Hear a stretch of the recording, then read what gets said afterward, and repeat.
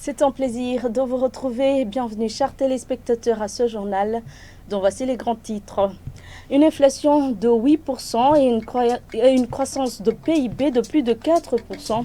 C'est ce que prévoit le budget programme présenté ce mardi lors de l'adoption du projet de loi portant fixation du budget général de l'État, exercice 2022-2023.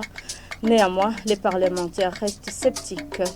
Et à la page commerce, lancement de la semaine de l'industrialisation ce mardi. Parmi les défis, le manque de main-d'œuvre qualifiée et le défaut de certification des produits industriels. Tout de suite, les détails.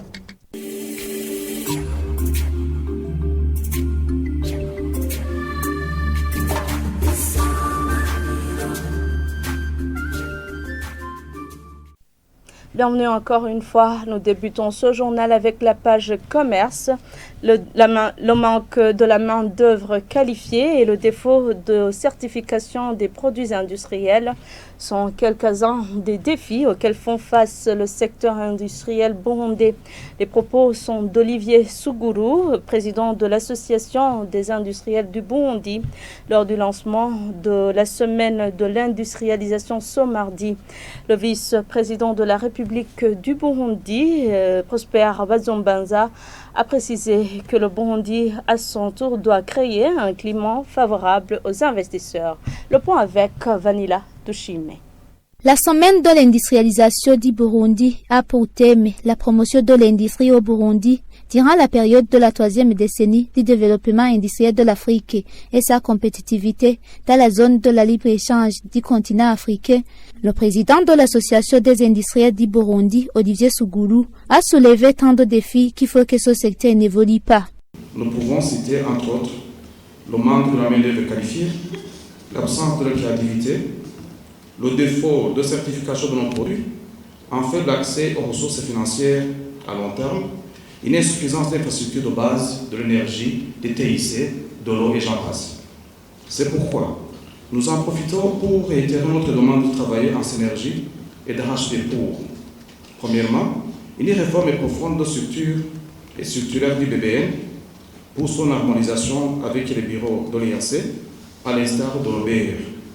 Rendre opérationnelle et profitable la zone économique spéciale, la vulgarisation et l'appropriation des lois sur la contrefaçon et la propriété industrielle, l'appui profond de l'Agence de développement du Burundi, la création et l'opérationnalisation d'un centre d'excellence de recherche et de développement pour contribuer à la problématique inadéquation formation-emploi. Prosper Bazombanza, vice-président de la République du Burundi, qui a rehaussé de sa présence le lancement officiel des activités, il a dit que le gouvernement est à pied d'œuvre pour créer un climat favorable aux investisseurs. Certains participants signalent que c'est une occasion de se faire connaître et présenter les produits fabriqués au Burundi. Quand nous participons à la foire d'exposition, c'est pour montrer ce que nous pouvons, pour montrer aux autres qu'il y a des choses qui se fabriquent ici au Burundi, qu'on espérait avoir à l'extérieur, mais quand même que nous les trouvons même ici au Burundi. Ils demandent la disponibilité du courant et de l'eau, car des fois la coupure est partie de leurs activités.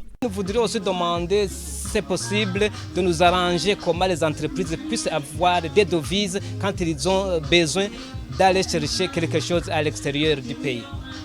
Signalons que cette semaine de l'industrialisation a vu la participation de plus de 90 entreprises de production. Nous poursuivons ce journal avec la page éducation, l'effectif insuffisant d'enseignants qualifiés et le manque d'équipements scolaires sont certains des défis auxquels font face les écoles techniques et professionnelles du Burundi. Les propos sont du directeur général chargé de ce secteur au ministère de l'Éducation nationale. Il parle d'une multiplication des institutions supérieures techniques pour accueillir les lauréats des écoles professionnelles et techniques secondaires. Suivez-le. Le sous-secteur de l'enseignement technique, de la formation professionnelle des métiers, connaît pas mal de défis, mais qui sont, si vous voulez, auxquels on peut trouver des solutions. On note principalement les formateurs aux différents niveaux, que ce soit au niveau des centres d'enseignement des métiers, au niveau des centres de formation professionnelle, au niveau de l'enseignement technique, et sans oublier bien sûr l'enseignement supérieur professionnel. Donc les formateurs qualifiés. Deuxièmement, c'est beaucoup plus les défis qui sont liés, si vous voulez, au manque d'équipement, parce que effectivement, l'enseignement technique, la formation professionnelle au métier exige beaucoup d'équipements qui, des fois, dans certains centres ne sont pas, si vous voulez, disponibles, bien que les salles soient là, bien que les locaux soient là. Il faut aussi noter le manque de consommables. Parce qu'il ne faut pas seulement avoir des équipements, il faut des consommables. C'est ça donc les grands défis que nous avons, sans oublier bien sûr le manque, si vous voulez, de financement palpable, de financement réellement disponible pour, si vous voulez, promouvoir l'enseignement technique et la formation professionnelle. Il y avait un problème surtout de lauréats de l'enseignement technique pour s'orienter au niveau de l'enseignement supérieur, parce qu'effectivement les places sont limitées. Mais maintenant, le gouvernement, si vous voulez, via bien sûr le ministère de l'Éducation nationale et de la recherche scientifique, vient d'ouvrir 2 instituts supérieurs à l'Université du Burundi. Ici, je citerai par exemple l'Institut supérieur des sciences appliquées ISA, qui un tout petit peu ressemble à l'ex-ITS, mais aussi l'ISFA, l'Institut supérieur de formation agricole, qui ressemble à l'ex-ISA, et qui vont accueillir surtout les lauréats de ces écoles-là techniques. Ça, c'est un. Mais aussi, il y a des instituts supérieurs professionnels qui sont en train d'être créés. Je citerai par exemple le centre de Roussi, qui c'est en province de Karoussi, dans la commune de Chombo, qui va ouvrir ses portes, je crois, ça va ouvrir les portes au mois de septembre, et qui va accueillir les lauréats, non seulement des écoles techniques, mais aussi des lauréats des humanités générales, pour se reconvertir en métier. Il y a aussi l'Institut supérieur professionnel de Chibitoke, où les études sont déjà terminées. Et bientôt, je pense qu'on va passer alors à l'appel d'offres afin de commencer la construction de ces instituts. Je vous le disais en titre, adoption du projet de loi portant fixation du budget général de l'État, exercice 2022-2023, ce mardi par les parlementaires. Un budget 10 programmes qui prévoit une inflation de 8% et une croissance du PIB de plus de 4%. Les parlementaires ont présenté leurs inquiétudes par rapport à cela et le ministre des Finances a tranquillisé. La population burundaise ne sera pas affectée par cela. Le point avec Sheila Irambona. Expliquer le projet de loi pour l'exercice 2022-2023, c'est ce que le ministre des Finances Domitien Diokugayo a fait devant les parlementaires ce mardi. Dans son introduction, le ministre a expliqué que pour cette année budgétaire, le ministère des Finances prévoit un budget 10 programmes. Chaque ministère devra présenter un rapport sur comment il a utilisé son budget. Parmi les questions qui sont revenues, les parlementaires ont demandé si ce système du budget programme ne vient pas alourdir la population parce qu'il prévoit une inflation de 8% et une croissance du PIB qui va jusqu'à 4,6%. Selon les parlementaires, cela pourrait diminuer le panier de la ménagère. Le ministre des Finances les a tranquillisés. Ce projet de loi a été voté à 89 voix. Ces travaux à l'hémicycle de Kigobe ont été cependant marqués par l'absence des parlementaires du parti CNL. Et le gouvernement est prié de mettre en vigueur les lois sanctionnant toute pratique néfaste aux enfants. Cela a été déclaré par le vice-président de la coalition Bafashebige au moment où le monde célèbre encore la Journée internationale de l'enfant africain. Cette coalition interpelle les autres associations œuvrant dans ce domaine de renforcer la protection de l'enfant. Suivez-le. Protéger l'enfant, c'est le mettre à l'abri de toutes les situations pouvant l'exposer à de mauvais traitements tels que l'exploitation, les abus sexuels, la traite, les travaux dangereux et la violence, l'absence de logement, l'enrôlement par la force dans des groupes et mouvements politiques armés. Et malgré que le Burundi a ratifié des traités internationaux, incluant la Convention des droits de l'enfant et des protocoles obsessionnels, et qu'elle a mis en place des mesures de mise en œuvre de ces protocoles, nous remarquons encore certaines lacunes. C'est par exemple l'âge minimum de 16 ans pour le travail des enfants qui ne s'applique pas à tous les enfants. Alors qu'en principe, les enfants ont le droit d'aller à l'école sans distinction aucune et doivent être protégés contre la violence, la maltraitance et toute forme d'abus et d'exploitation. Force est de souligner qu'au Burundi, il y a encore d'enfants issus des familles à revenus limités qui sont contraints d'abandonner l'école. Dans son contexte difficile, cette journée internationale est donc l'occasion de rappeler au plus grand nombre la nécessité d'agir et de se mobiliser pour mieux protéger les enfants du continent africain en général et du Burundi en particulier, en leur permettant de grandir dans la dignité et le respect de leurs droits. Ainsi donc, la coalition Éducation pour tous va Fashewig, en collaboration avec IDEI, sollicite le concours de tout le monde pour œuvrer comme un seul homme afin de garantir le droit intégral des enfants africains. Au gouvernement donc, nous demandons de prendre toutes les mesures possibles pour sanctionner les abus faits aux enfants et leur garantir les droits à l'éducation. À la page sécurité, le gouvernement du Burundi promet de garantir la sécurité de tous les réfugiés. Déclaration du secrétaire permanent chargé de la sécurité au sein du ministère de l'Intérieur lors de la célébration de la journée mondiale des réfugiés au camp de Moussassa. Le représentant de ces réfugiés trouve que la réinstallation reste la meilleure solution à tous les défis auxquels ils font face. Oba Nyonguru. Selon le représentant des réfugiés au camp de Moussassa, situé en commune de Kiremba de la province d'Ongozi, les réfugiés font face à certains défis, dont le manque d'activités génératrices de revenus. Pour ceux qui entreprennent de petits projets, il indique qu'il manque le marché d'écoulement parce que leurs pères n'ont pas de moyens. Mugemani Kabatiza parle aussi des défis relatifs aux réfugiés lauréats des universités qui retournent vivre dans le camp à la fin de leurs études parce qu'ils ne sont pas recevables au marché du travail. Cas des bourses d'affi.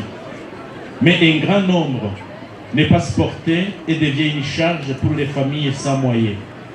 Même ceux-là qui ont fini les universités retournent au cas faute de manque d'emploi.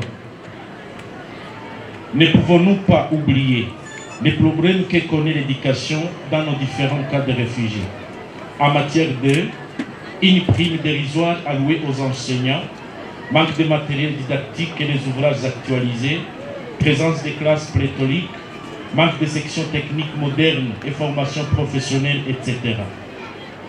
Le représentant du ministère de l'Intérieur, du Développement communautaire et de la Sécurité dans ces cérémonies a promis que le gouvernement burundais ne ménagera aucun effort pour garantir la sécurité de tous les réfugiés résidant au pays. Le lieutenant général de police, André Ndayambagé, leur a demandé de respecter les lois du pays. Permettez-moi de profiter de cette occasion pour m'adresser aux réfugiés et demandeurs d'asile afin de leur faire un clin d'œil sur le devoir de respecter et de se conformer à la loi burundaise, tant à l'intérieur des camps que lors des déplacements en dehors de ces camps. En plus du respect de la loi burundaise, les réfugiés et les demandeurs d'asile sont invités et encouragés à cohabiter pacifiquement avec les populations d'accueil. La même recommandation est adressée aussi à ces derniers. Le représentant du HCR au Burundi, Karim Abdul, fait savoir que la barre des réfugiés et demandeurs d'asile dans le monde vient de dépasser l'effectif de 100 000 personnes. Cela est une première, a-t-il précisé. Il rappelle aussi que tous les États du monde ont l'obligation d'abriter ceux qui fuient l'insécurité ou la persécution. Le camp de réfugiés de Moussassa abrite plus de 9 000 réfugiés congolais, tandis que le Burundi enregistre au total plus de 86 millions de réfugiés sur son sol. Avant de clore ce journal à la page sport, l'État devrait leur aménager Un endroit approprié au patinage. Ce sont les propos de certains patineurs qui se sont entretenus avec la télévision Isanganiro au centre-ville de Bujumbura. Ces derniers indiquent que ce sport acrobatique au nombre plutôt bien fait leur fait gagner des économies. Le point avec Nicole Nininahatsu.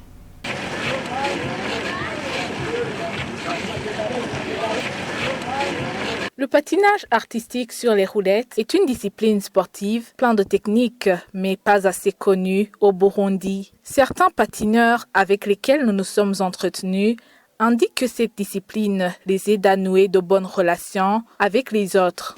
Ça nous met en relation avec d'autres jeunes et ça nous permet également de participer dans des spectacles ou autres événements.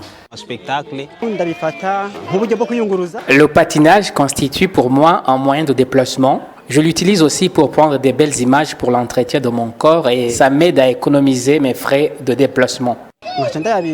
Un des responsables des clubs de patinage rapporte qu'ils sont souvent accusés de perturber la sécurité routière. Ils affirment néanmoins qu'ils veillent au respect du code de la route. Les défis auxquels nous faisons souvent face sont les arrestations par la police alors que nous respectons le code routier. Il y a parmi nous des chauffeurs et des élèves. On les forme tous. Les accidents aussi font partie des risques de ce métier. Malgré cela, il demande aux autorités habilitées l'aménagement des terrains appropriés à ce sport.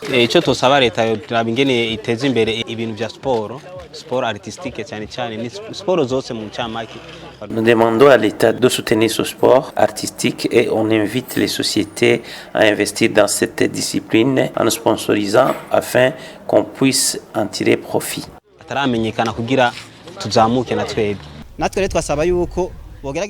Nous demandons un soutien car nous avons besoin d'un espace propre à ce sport, mais aussi d'équipements comme par exemple des patins à roulettes. Cela nous permettrait à renforcer nos compétences. Bien que ce sport ne soit pas encore très connu au Burundi, il date de 2005, selon les propos de Amissi, responsable des clubs de patinage au Burundi. Ce sport fait partie d'autres sports acrobatiques, notamment le BMX Freestyle et le Unicycle. Et voilà, c'est par ici que prend fin ce journal. Merci à vous tous de l'avoir suivi. Merci également à l'équipe de la rédaction et de la technique qui m'ont permis de le réaliser. Bonne suite des programmes avec la télévision Isanganiro.